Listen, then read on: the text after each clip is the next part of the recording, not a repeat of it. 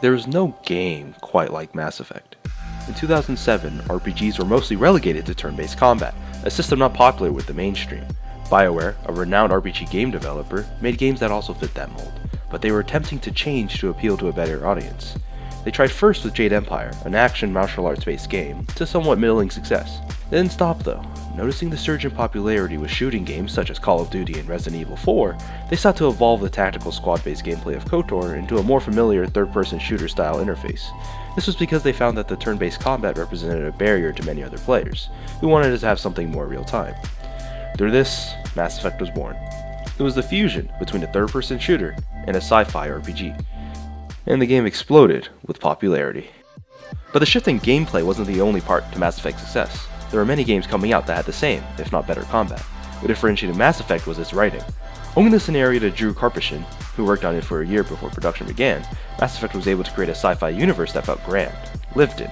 The writers made it a point to have the humans be the new characters to the galactic affairs. This made it to where the players and humans were both discovering the depth of the galaxy for the first time. And to help introduce the other races to the player, Bioware made your crew representatives of other alien races. From the militaristic qualities of the Turians, shown in Garrus, to the scientific and diplomatic tendencies of the Asaris, displayed by Liara, each of Mass Effect's characters serves as a microcosm of the race. Being part of the player's party lets us familiarize ourselves with the other aliens, and it helps us understand their species. But as you got to know your crew and the story progressed, you would realize that these characters were much more than just representations of the race. They had depth and development. We see that Garrus is not just a Turian who follows his commands like a soldier. Instead, we see him reject the red tape and restriction in order to do what he thinks is right.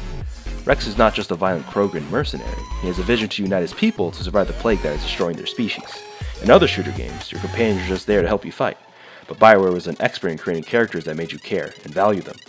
While many came to shoot aliens, they ended up staying for the captivating characters and story. And the story distinguished itself with the main thread of the game, the Reapers. The embodiment of the fear of the unknown, these creatures hid deep in dark space, only to emerge every 50,000 years to harvest and destroy the highest forms of intelligence. It was up to all of the races to use the remnants of the past technology to try to fight against the harbingers of the demise, before they could be harvested in a new cycle. And this represented a collective struggle, not only for those who were alive, but those who came before. And with such an imminent danger came those fighting against it.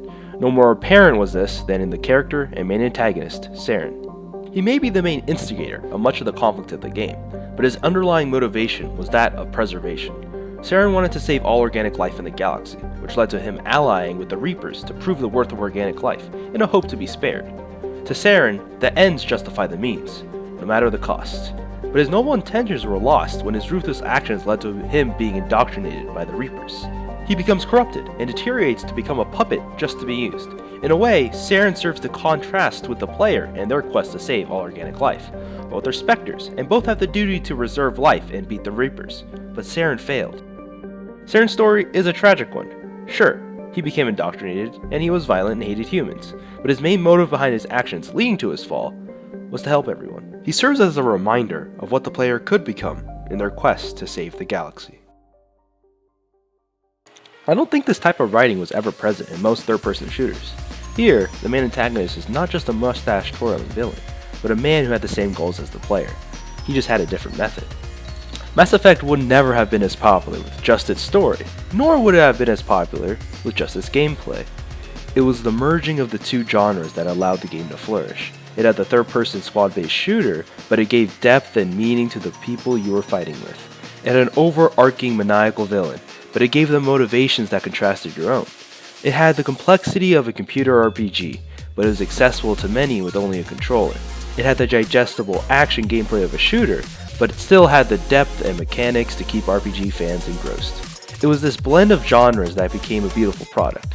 And with the new collection coming out soon, I can't wait for others to enjoy the characters and the story too.